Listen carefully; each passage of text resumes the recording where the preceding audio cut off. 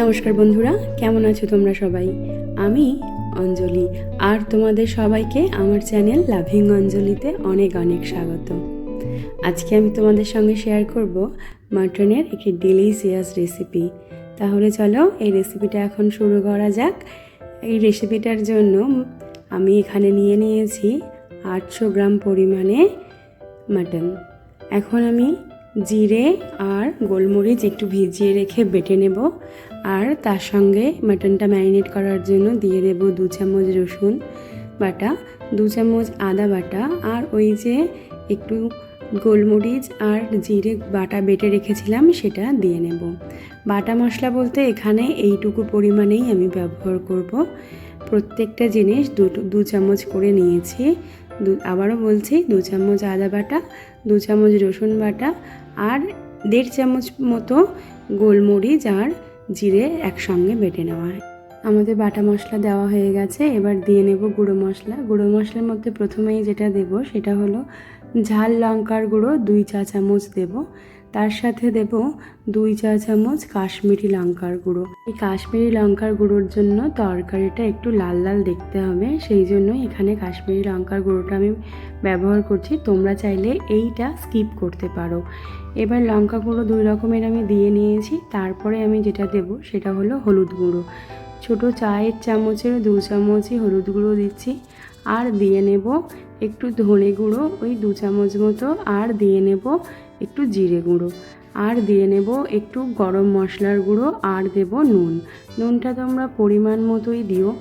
আর গরম মশলাটা এখন এই কারণে দিচ্ছি যে ম্যারিনেশনের সময় যদি অল্প একটু এই 1 চা চামচ পরিমাণ মতো গরম মশলা তোমরা দাও তাহলে এর স্বাদটা অনেক ভালো হয়। তার সাথে দিয়ে নেব একটু টক দই, আর যেটা দেব সেটা হলো সর্ষের তেল। এইবারে হয়ে গেছে সমস্ত রকমের উপকরণগুলো দেওয়া। এবার এটাকে ভালোভাবে হাত দিয়ে মাখবো। এখন এই ম্যারিনেটেড মাটনটা আমরা 1 ঘন্টার জন্য রেস্টে রেখে দেব। চলো এবার আলুগুলো কেটে নিই। আলুগুলোকে এরকম বড় আলুকে 2 টুকরো করে বড় বড় ডুমো ডুমো করে কেটেছি। তারপর পেঁয়াজের এই মুখের সামনের অংশটা বাদ দিয়ে দেবো, এটা তেতো লাগে খেতে। তারপর পেঁয়াজটাকে এরকম প্রথমে লম্বায় কাটবো, তারপরে আড়ে কাটবো, তাহলে কুচি কুচি হয়ে যাবে। এইভাবে পেঁয়াজটা কেটে নেব। আর যেটা দেব সেটা হলো টমেটো। টমেটোটাকে এরকম রাফলি একটু কেটে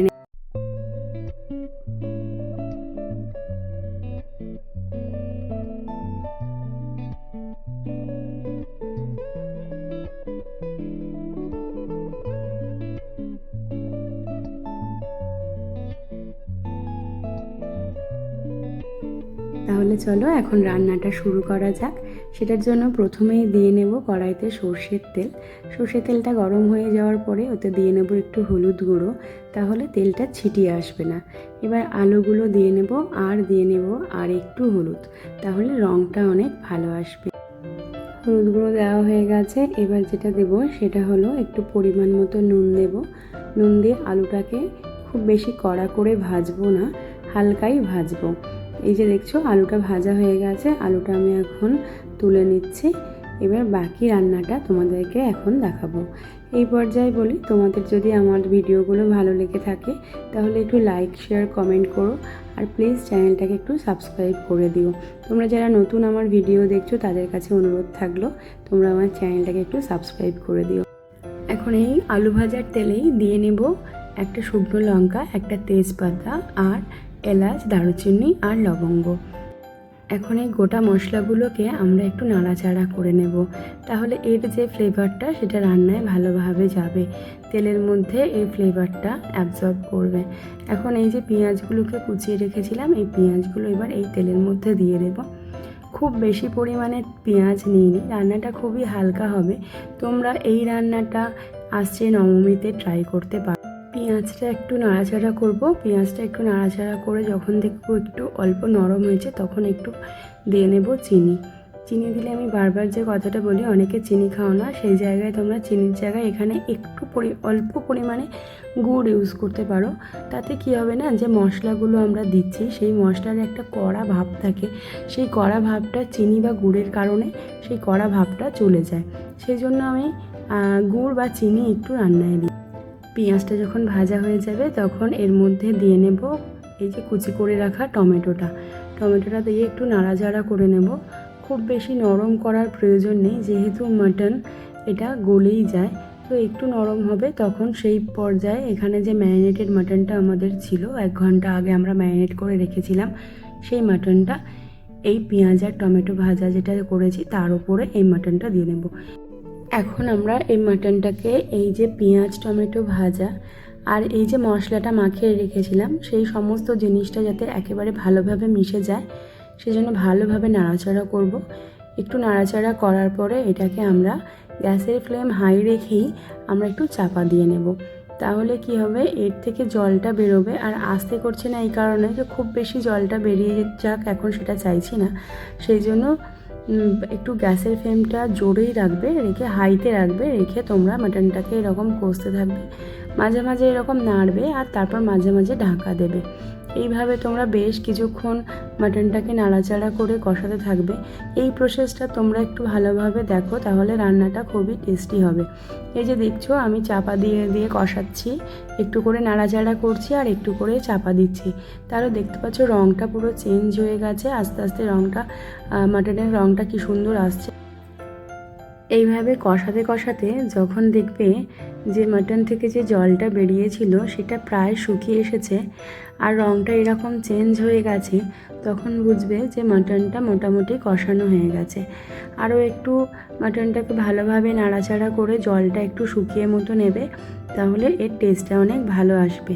এবার এই মাটনটা কষানো যখন হয়ে যাবে, তখন তোমরা এই মাটনটার মধ্যে যে আলুগুলো রান্নায় ব্যবহার করবে সেই আলুগুলো একটু দিয়ে নেবে। মাটনের সাথে আলুগুলো কষিয়ে নিলে আলুটার মধ্যেও মাটনের ফ্লেভারটা যাবে, খুবই ভালো তখন খেতে লাগবে। এখন আলুগুলো আমি দিয়ে নিচ্ছি। মাটনটার সাথে আমি আলুগুলোকে একটু কষাবো বলেই তখন প্রথমে আলুগুলোকে খুব বেশি ভাজিনি, তাহলে আলুগুলো গলে যেত। এখন আমি 4টে এখানে কাঁচা লঙ্কা দিয়ে দিলাম। তোমরা যেমন ঝাল খাবে সেটা বুঝে ঝালটা দিও। তোমরা যদি কম ঝাল খাও তোমরা একটু কম ঝাল দিও, আর তোমরা যদি একটু ঝাল বেশি খাও তাহলে এখানে ঝালটা নিজেদের মতো বুঝে ঝালটা দিও। আর কাঁচা লঙ্কা সবসময় এরকম মোটামুটি কষানো হয়ে যাওয়ার পরেই ব্যবহার করবে, তাহলে কাঁচা লঙ্কার গুণাগুণটা পাওয়া যায়। এখন আমি দিয়ে নেব গরম জল।